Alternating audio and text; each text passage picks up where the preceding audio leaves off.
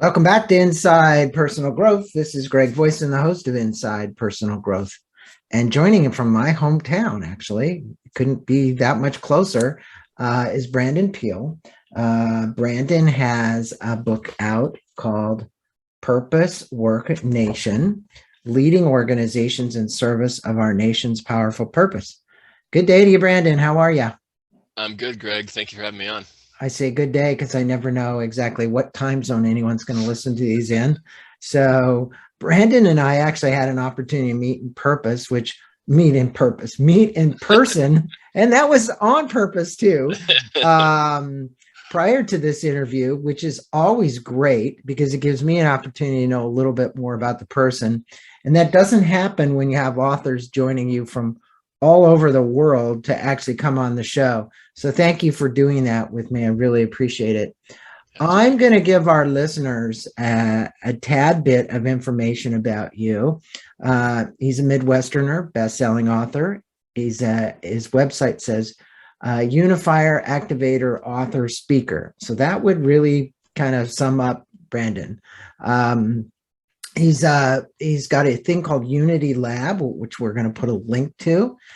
He's trusted as a keynote speaker, consultant, and program leader in organizations such as Google, Johnson & Johnson, Stanford University, Morgan Stanley, U.S. Marine Corps, University of California, Berkeley, and the list goes on.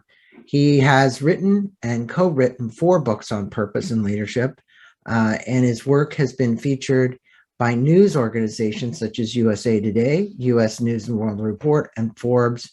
He holds an MBA in leadership from Columbia Business School back in New York. He is on the Imperative Certified Purpose Leader Council. Is that a T? Yep. And he's a PGI Certified Purpose Guide. And he serves on the Council of the Global Purpose Leaders, which we'll put a link to that in our blog as well, and has completed over 3,000 hours of leadership coaching and facilitation training. Wow, you're a busy guy, Brandon. So we'll Stuff. yeah. There's always in the bios. There's always like I love for those of you who want to learn more about Brandon. Just go to Brandon Peele, BrandonPeele. And there you can learn more about him, his work, Unity Lab, everything. There's actually a cool picture of him. He has a side life, my life. He's holding his wife over his shoulder at his wedding with a sword in his hand. So I'll give you the kind of guy that he is. So Brandon, I've told our listeners a little bit about kind of your educational background and a little bit about who you've worked with and your 4 books. But you have an interesting story about how you came about really getting involved with this purpose work and why you're so passionate about helping organizations. And in this case, there's a bison on the front of it, live our nation's purpose and our personal purpose as well. So could you tell people, how you got here? Because for a lot of people, this is not a normal career path. They just don't go down and say, oh, well, I'm going to be a guy that helps businesses find purpose and live our nation's purpose on top of it. So Yeah. Well, I mean, obviously, if your listeners are all kind of looking within and have been in that purpose inquiry for probably many years, if not decades. So I was not too dissimilar. Very traditional business background, 2 business degrees, began my career in investment banking, startups, venture capital, and achieved an early amount of success. And that was, I think, a blessing in disguise because I got to see how empty just the basic purposeless success economy is all about. Just looking at the ladder, I'm like, I don't want to live like those folks. Potbelly, pushing around a lawnmower in the suburbs, repeating my dad's life, and then croaking on a golf course somewhere. And so in my late 20s, I began the inner journey. And in my early 30s, discovered the body of work called purpose work. And there's a handful of schools who certify folks in empowering others to discover their own purpose as well as the purpose of organizations. And So for basically the last decade, that's been my focus. It's just like purpose for everybody. I believe it's a human right, a civil right. And specifically because when we're not connected to that part of who we are, all we have is our personality, our ideas. And most of those were formed by family trauma, societal oppression, all sorts of things that really aren't us. They're just our personality structure. And when we get connected to purpose, we actually show up as who we really are. And this is what brings us into this conversation about healing the soul of our nation or saving the republic, because we're divided, like right, left, up, down, black, white, gay, straight. I mean, you name it.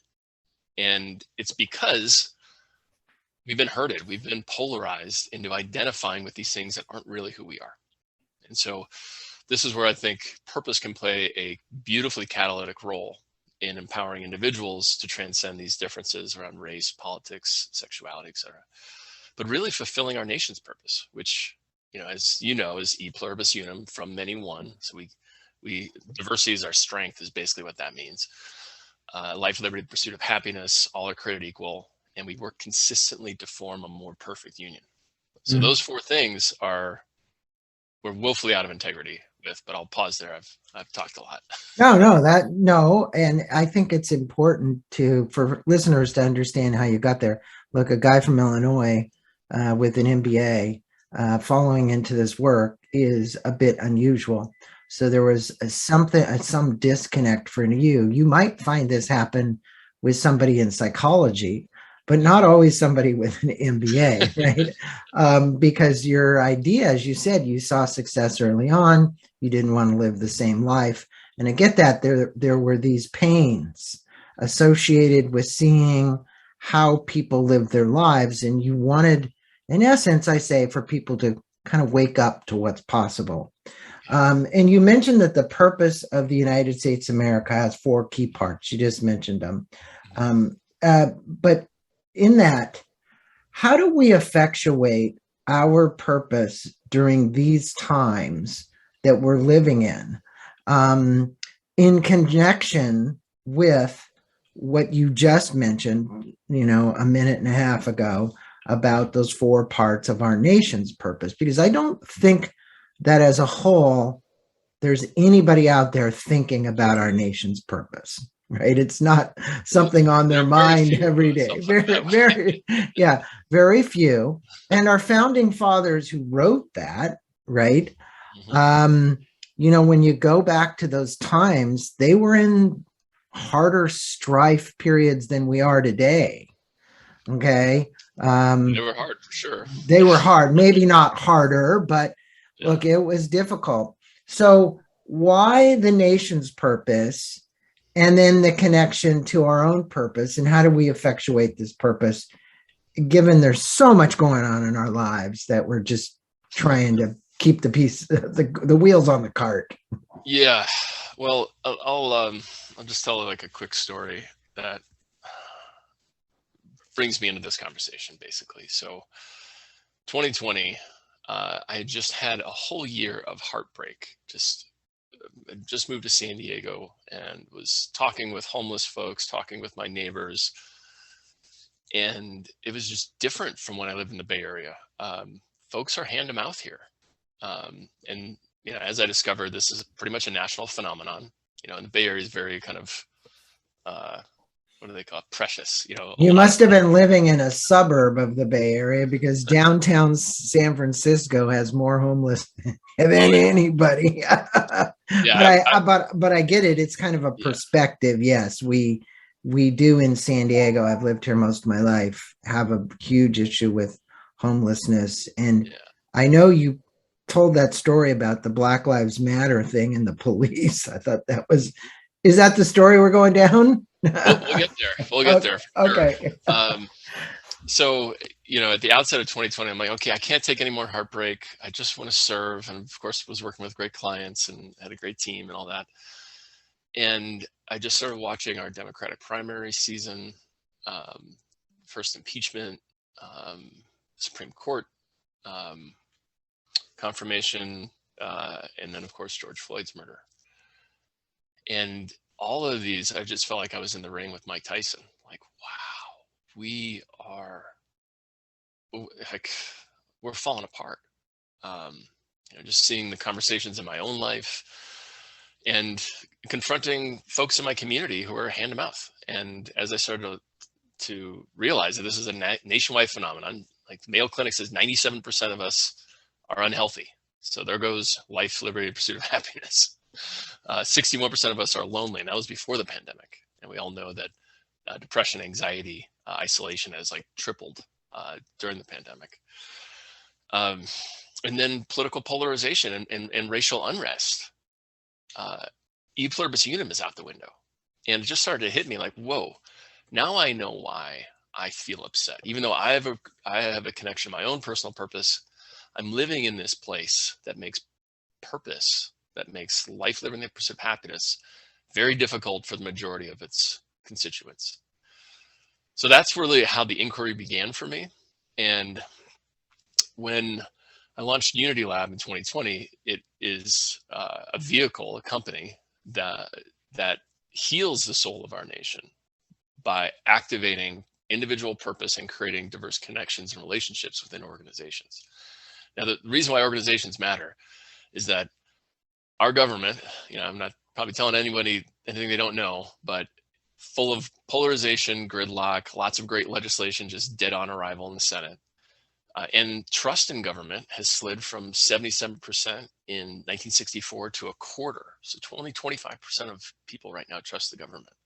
And less than half believe in the American dream, even though, probably only 5% of us are realizing it.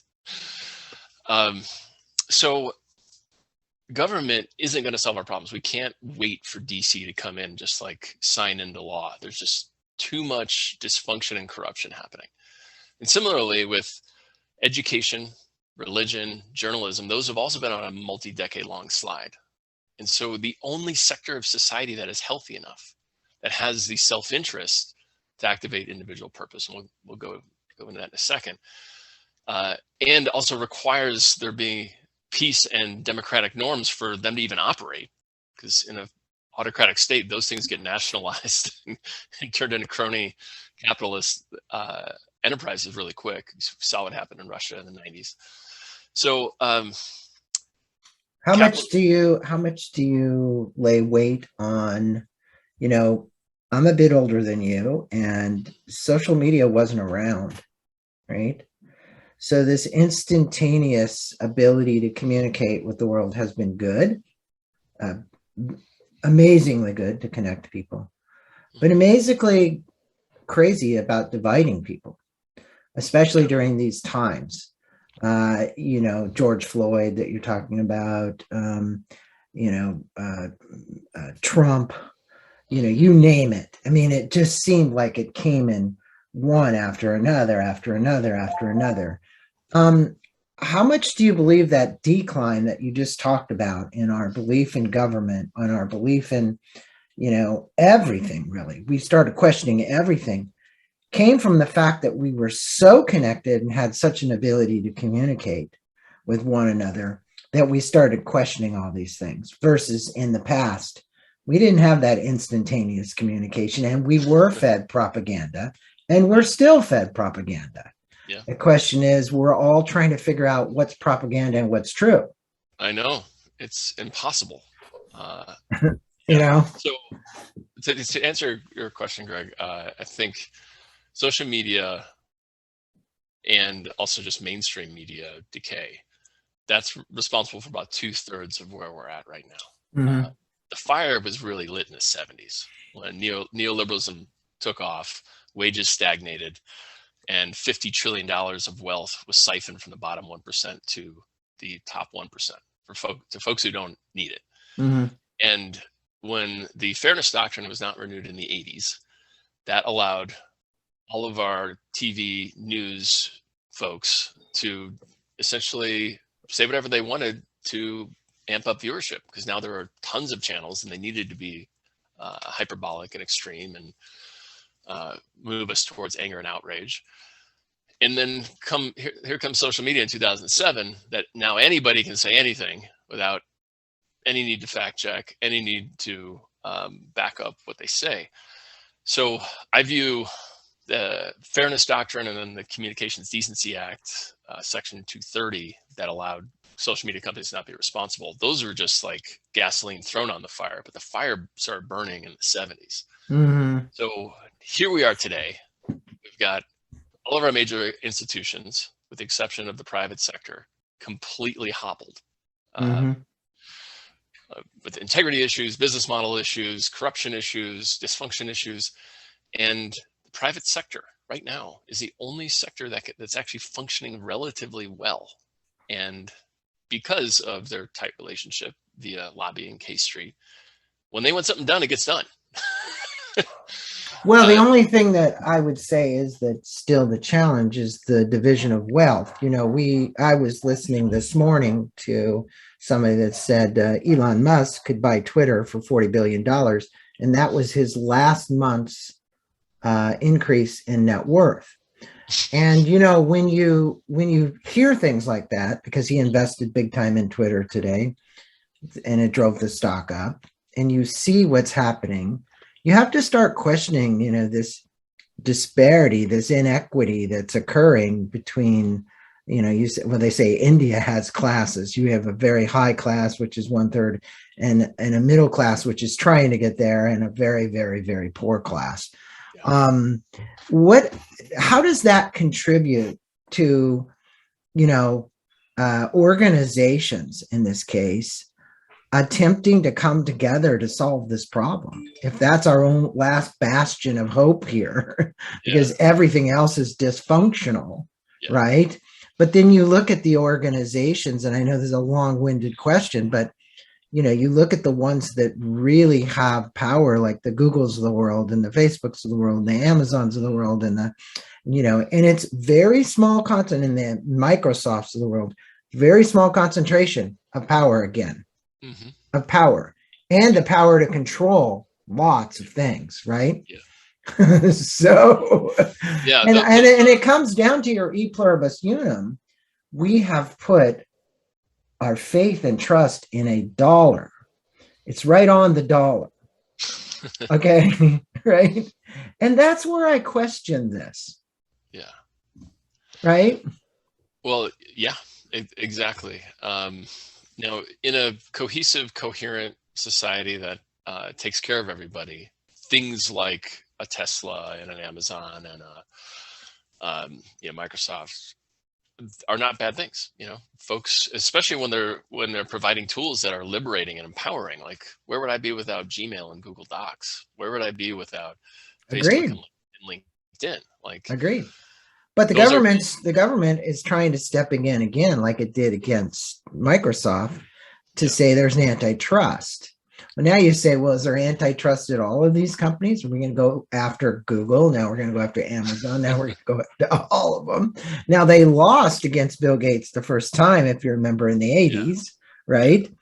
But, you know, and I don't think our government is strong enough to actually even attack these companies, because these companies are bigger than our government. Okay. I'm with you.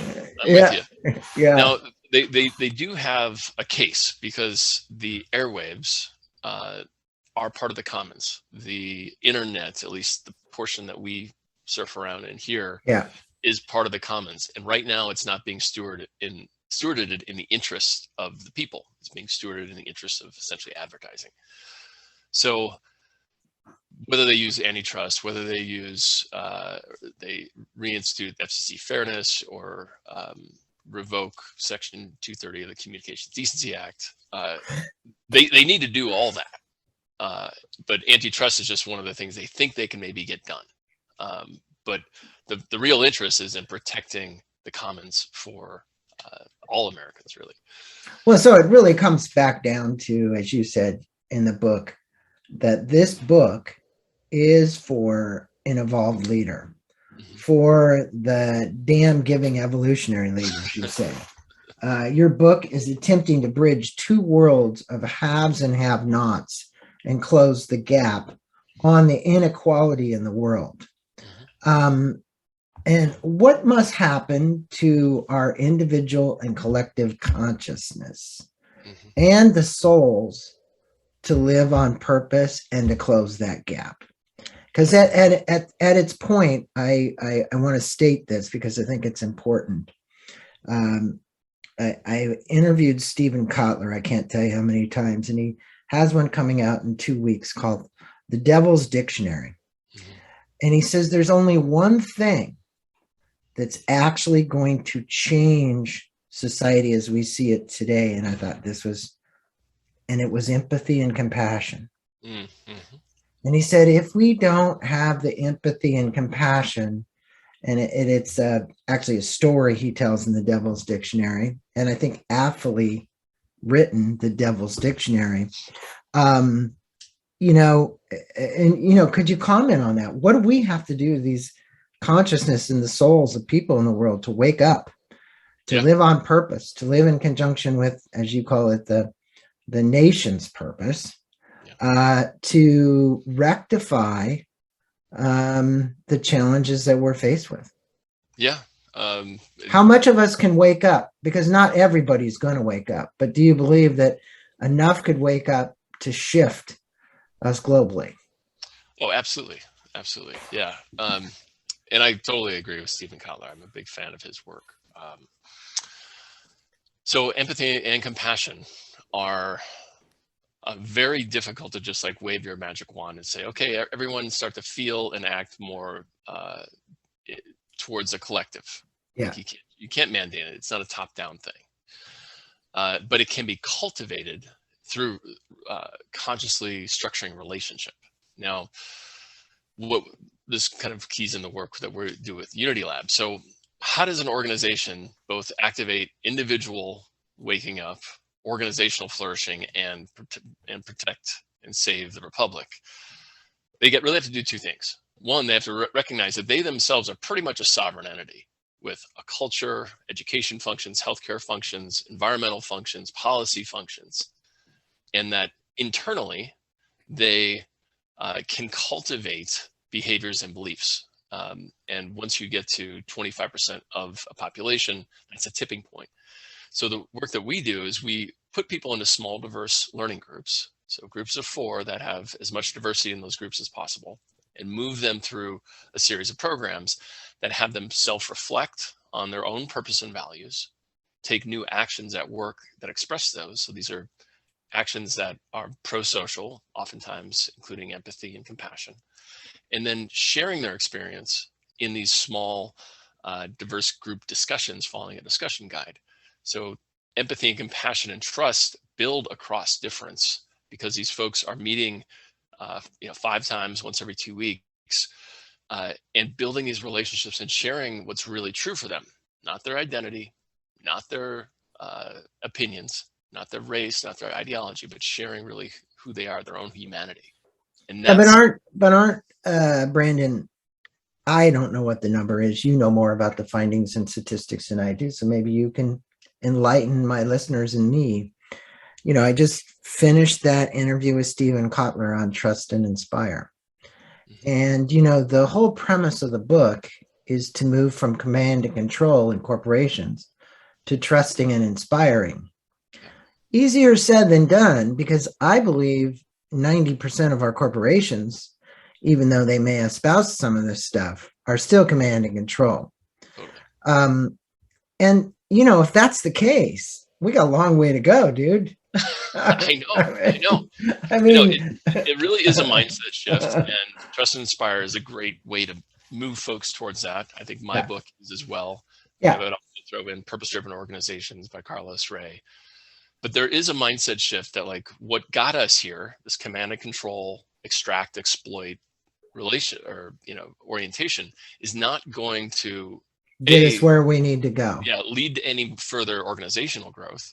And it's also not going to lead to our survival, because our 3 largest stakeholders, investors, employees, and customers, all demand this more conscious way of doing business. They want living wages. They want trust and transparency. They want more humane people practices like parental leave.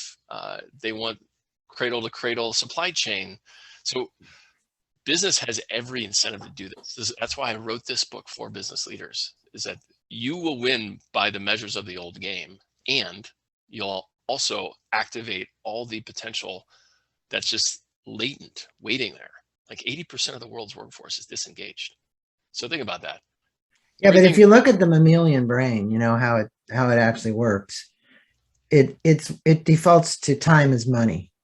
It does, yeah, right now. And it doesn't really want to give people the time to make the investment into what is here now. And that is one of the things we're up against, is how this between here and here actually works from a psychological standpoint to get those leaders to let go so that people can have more autonomy. There can be more trust, you know, and I really appreciate your perspective. You speak about the racial unrest and the impoverished state of many of the Black, Indigenous, and people of color, as well as the BLM, Black Lives Matter movement. And you spent some time talking about George Floyd's murder and this racial divide.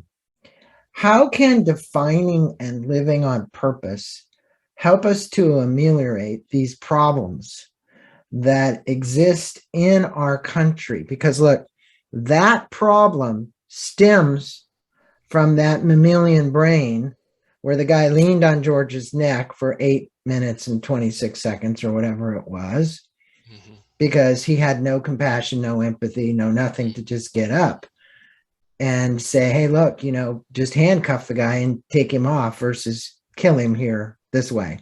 Is stupid in front of cameras running and whatever. But my point is so much of that exists, and I don't want to blame the police or enforcement agencies. What I want to do is look to the leadership of these organizations to transform. And I know the police of all people right now are trying to get your work. They're really trying. I mean, if you're not working with, you know, enforcement agencies of any type, something's wrong, because you should be. So my question is how can we define living on purpose, help to ameliorate these issues? Yeah. So all the research on what purpose does to human behavior and beliefs, scienceofpurpose.org. But I just want to pull out a couple. Where is it? Say it again. Scienceofpurpose.org. Really? So we want to put a link to that, scienceofpurpose.org. Okay, I'm going to write it down. But I just want to pull out a couple of key pieces here. Is that when individuals connect to their own purpose and values, they have a 4x reduction in anxiety in diverse environments. They also have high levels of compassion, empathy, other-centeredness, generosity. It's because basically the purpose journey connects us to our true nature. And that's who we are, really. We're just living in systems that incentivize other behaviors around selfishness, achievement, you know, CYA, getting ahead, all that kind of stuff. So when you activate purpose, you're actually bringing out people's humanity. And yeah, but wasn't it always instilled in us? Again, I'm going to break in here because we are thought of less than men. I'm going to talk about men's group, men. When we are not striving to succeed or to be something or to whatever, to be a compassionate, empathetic man. I've had people say that about me. It's like, man, you're one of the most compassionate and understanding. You have both equal male and female in you. Now, that's why I say, you know, because we need a female president. We need a female board of directors, right?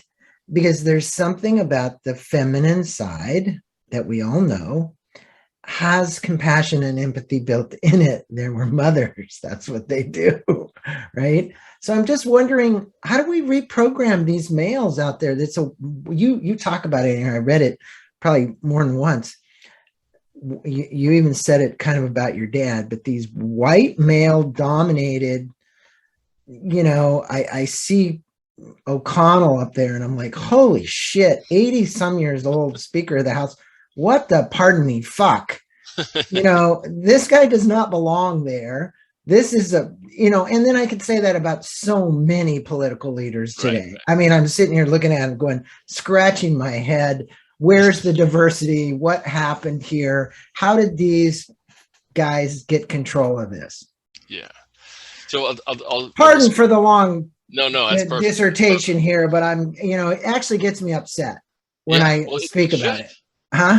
Sacred is being desecrated in real time. We're watching it every day on the news. And so to put a finer point on what's going on with men, so there's great research on when children are shamed out of their emotions. And for boys, it starts very early, like 4 or 5. Yeah. So whether you want to call that feminine, whether you want to call that just our emotional intelligence, it happens to women much later.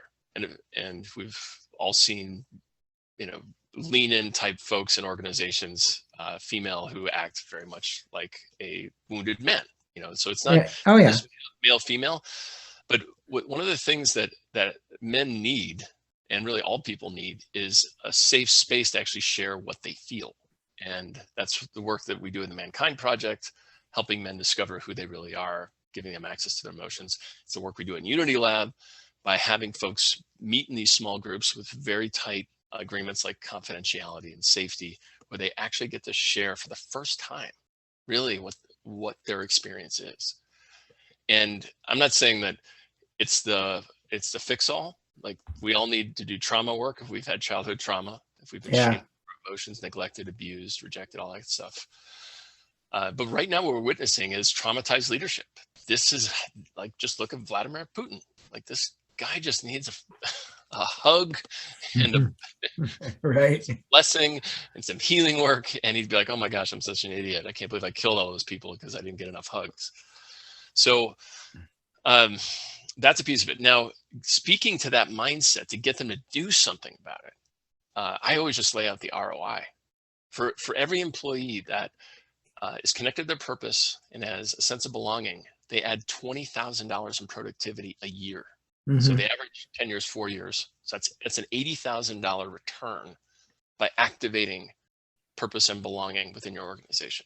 And Unity Lab does that at scale. Like, we can turn that on next week, right?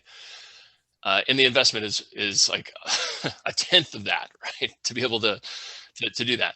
So from like I said, the traditional metrics of the old game, you'd be a fool not to activate purpose and belonging. But you're dealing with some deep-seated beliefs, Brandon, with inside the individuals in the organization, whether male or female, and the pressures of the organization that's been put on these people to perform. And the question is, how do they give a damn that now there's a new layer here, right? You've cited great statistics. It's not that I disbelieve them. It's like, how do I break this fundamental belief that's running inside of the individual first, then in the collective body of people, to have them come together in Unity Lab and have, pardon me, but I'm hoping it is a kumbaya, right? It's like, I got a kumbaya moment. I wake up and I go, hey, my purpose is going to make me feel better. I'm going to be healthier.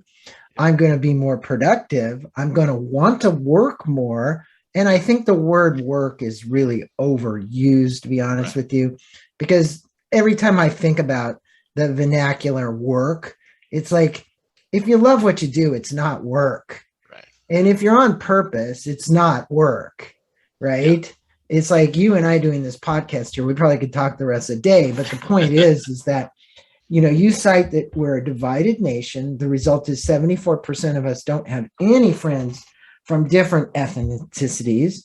69% of us don't have friends from different generations, and 63% of us don't have any friends with different levels of education. You state that when we divide and blame each other, we miss, point the finger out there, 3 fingers are pointing back at you, we miss the deeper dehumanizing narrative of our story.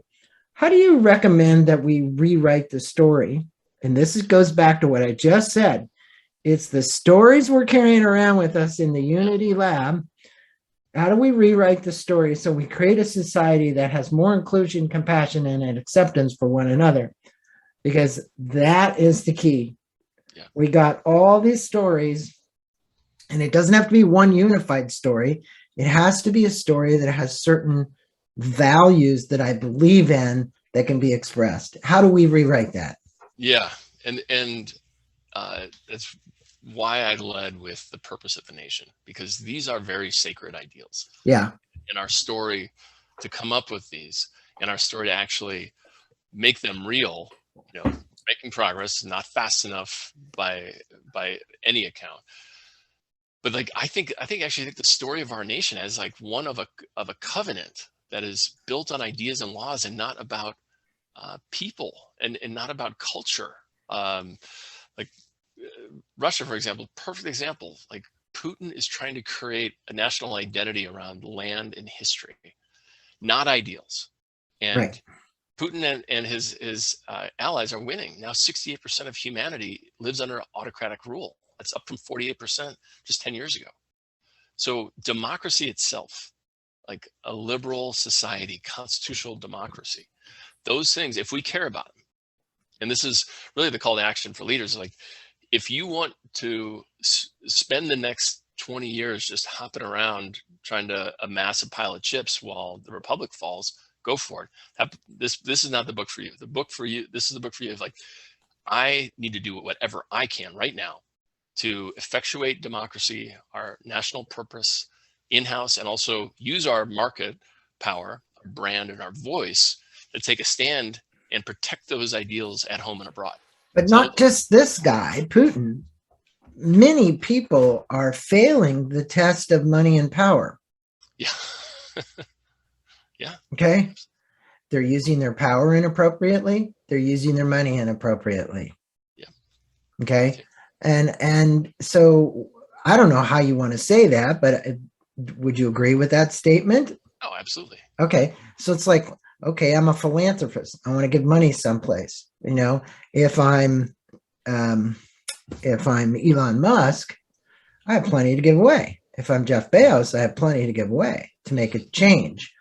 Or no, I look at it, I employ enough people that I'm really contributing back to society.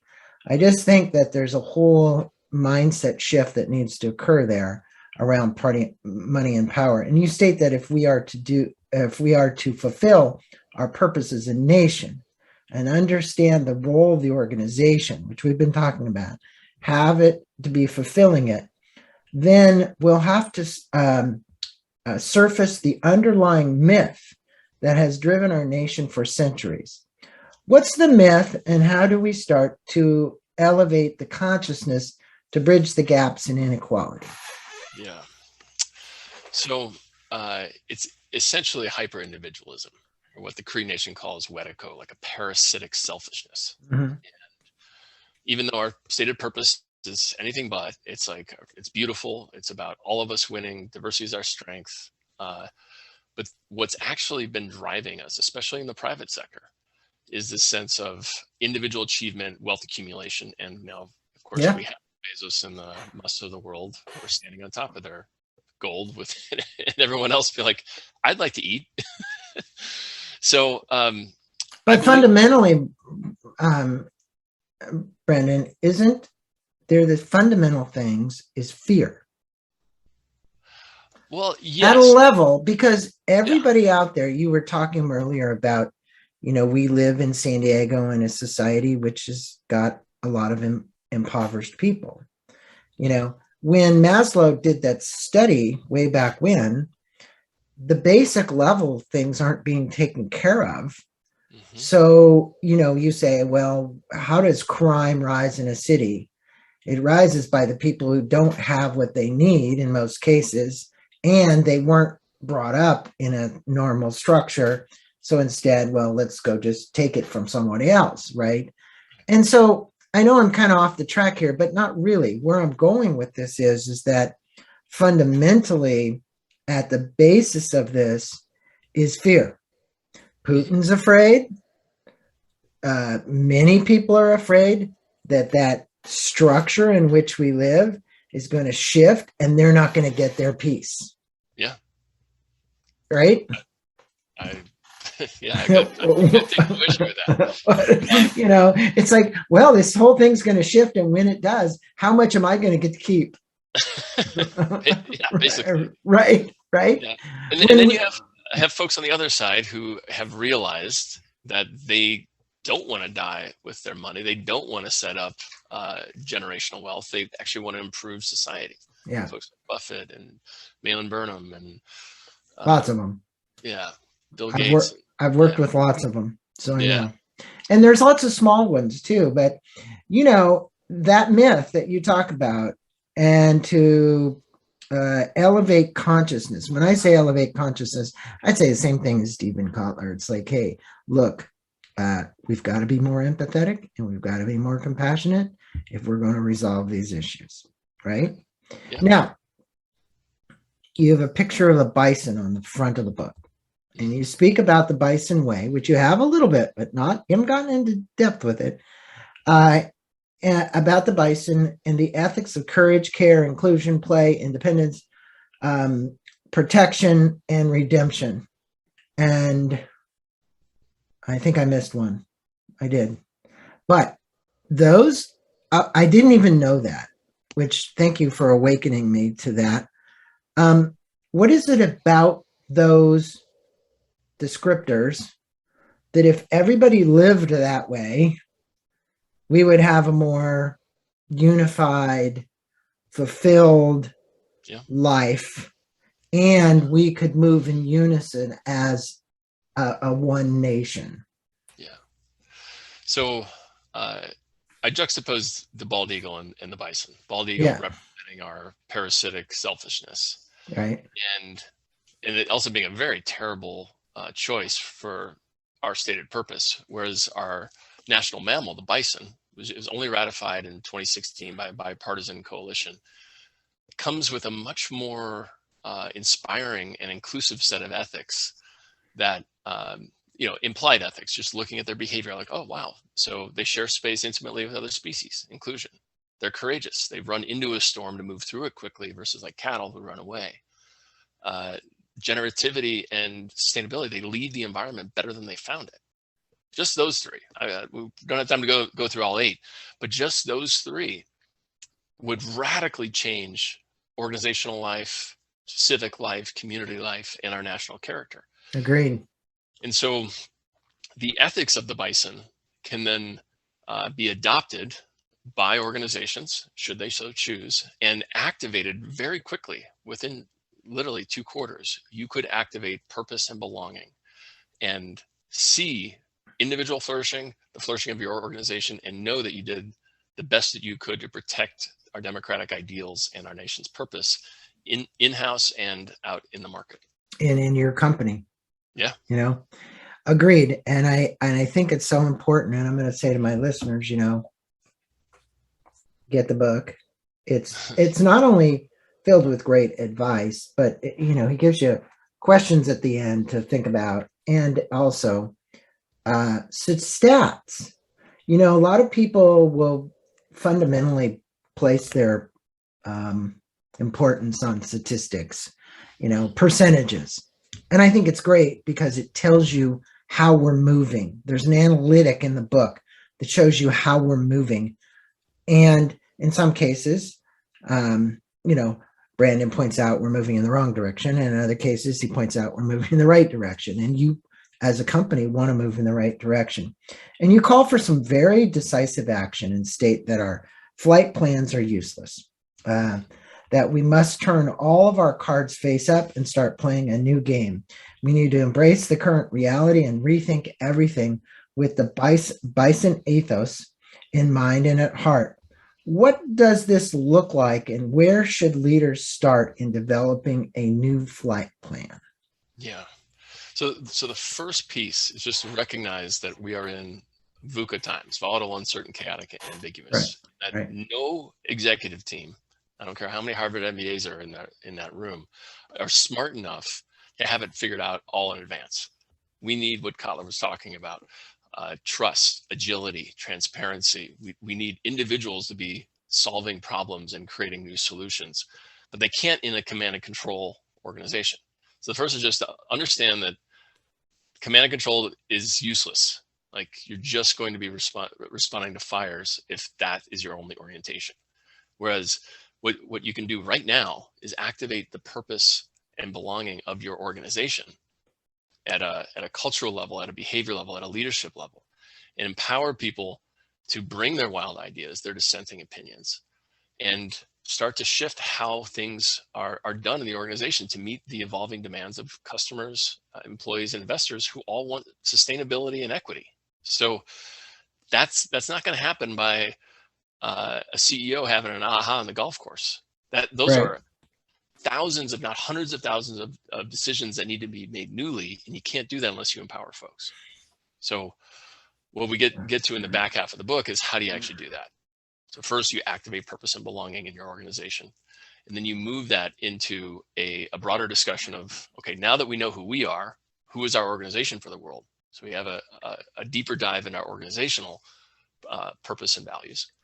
And then we set up the business, restructure the business to fulfill on those in a way that A, meets the market demand, the things that employees and customers need, but B, actually has us feel fulfilled in knowing that we're shifting an organization to be a steward of not only the organization's mission and values, but the nation itself.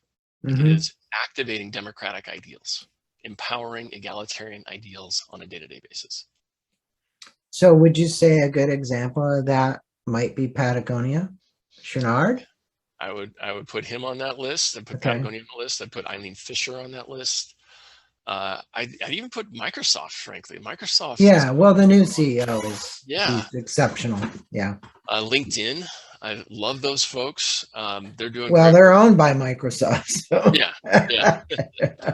Yeah. Well, you know, in small businesses today, to take this on through Unity Lab, and this is my plug for Unity Lab and for Brendan, you guys can go to unitylab.co, and you can learn more about what he's doing. You can go to his website, which I already said is Brendan, BRANDONPEELE.com. And I'd encourage you to do that. And if you want to just take a pass at it, just get the book. We'll put a link to Amazon on that. He's got some pretty cool videos up there as well that you watch. And you can watch him at his website, and you've got him at a YouTube channel as well, right? Yeah. So encourage all of you, go check out the work that he's doing, because if you really want to shift creativity, innovation, inclusion, profitability, everything that you might want to do, while at the same time having social impact. And I think this is important because, you know, we don't do this alone. So the social impact part of it is really, really, really important. And I think every organization, if they had a social impact over and above them selling their product, unless their product was going to have some great social impact, great, right? So it's been a pleasure having you on the show. Brandon, thanks for taking the time speaking with my listeners. I could have talked to you a lot longer than I did. I skipped some of the questions, but it was a great dialogue. Namaste to you. Thanks for taking the time to be on. You got it. Take care.